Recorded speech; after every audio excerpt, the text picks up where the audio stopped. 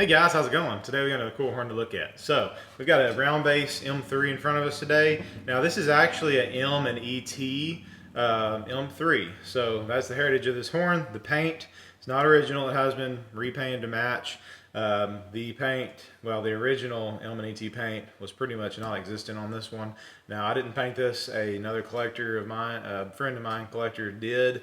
But anyway, this thing has been restored and it's pretty much back to new. All the internals are pristine and shiny, and it's been machined, so it's good to go.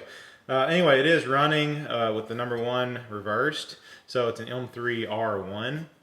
But anyway, really cool horn. Another good sounding horn. I did get this one from the same person that I got the Burnett Power Saws M3, the Canadian M3 from also. So these came from the same place.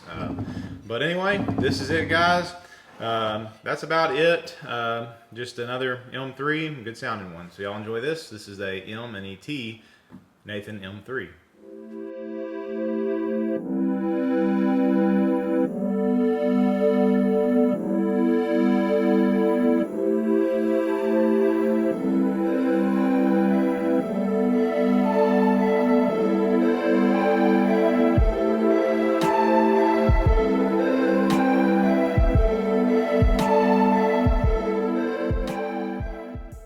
Okay guys, so unfortunately I wasn't able to get a static or any run-bys of this horn.